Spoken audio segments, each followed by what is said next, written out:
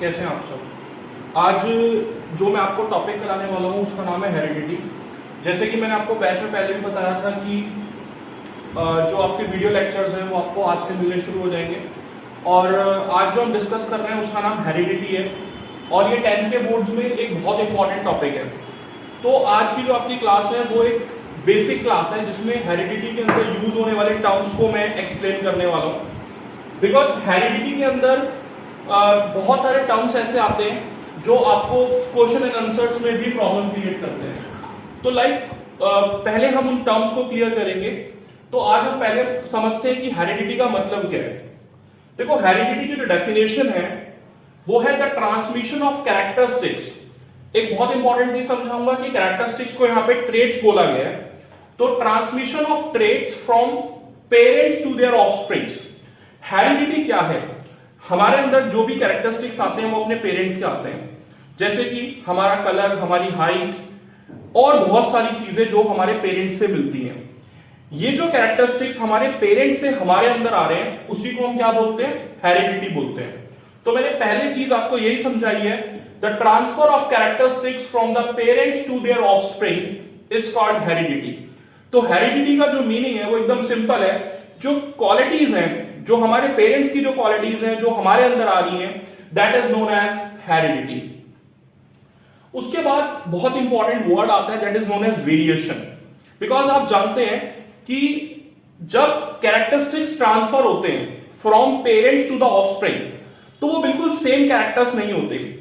जब डीएनए कॉपिंग होती है तो थोड़े से वेरिएशंस आते हैं। तो आपके बोर्ड में क्वेश्चन आता है कि वेरिएशंस जरूरी क्यों हैं? तो समझना, पहली बात, वेरिएशंस क्या है? Difference in the characters among the individual of a species is called variation. इसका यह मतलब हुआ कि जो वेरिएशंस हैं वो, जैसे कि हमारे पेरेंट्स के कैरेक्टर्स हम में आए हैं बट वो बिल्कुल सिमिलर तो नहीं है। क्या हमारी हाइट बिल्कुल हमारे पेरेंट्स के जैसी तो नहीं है, फेस बिल्कुल पेरेंट्स के जैसा तो नहीं है। तो इसका यह मतलब है कि कैरेक्टर ट्रांसफर तो हो रहे हैं बट उसमें वेरिएशंस भी आ रहे हैं। तो वेरिएशंस बहुत इंपॉर्टेंट पार्ट है हेरिडिटी का। अब मैंने बात की है कि एडवांटेज क्या है वेरिएशंस के। देखो, अगर वेरिएशंस आएंगे तो ही उससे सर्वाइवल पॉसिबल है।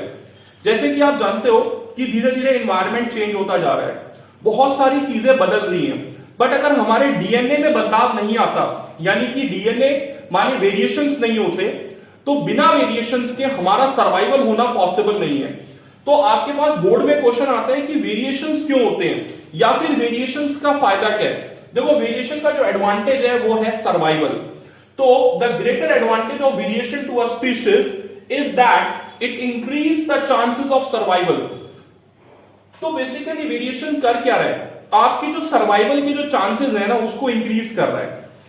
क्योंकि अगर जैसे जैसे इन्वायरमेंट बदल रहा है उसके हिसाब से वेरिएशन अगर स्पीशीज में नहीं आएंगे तो हम आने वाले इन्वायरमेंट में अडॉप्ट नहीं कर पाएंगे।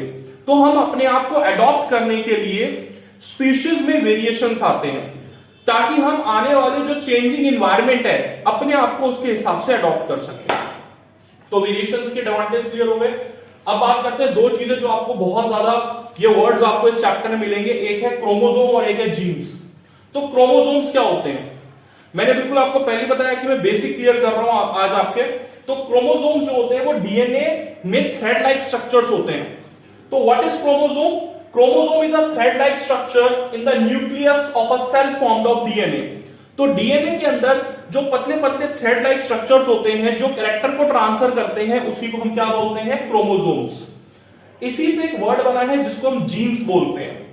Jeans are the unit of heredity which transfer the traits from parents to the offspring।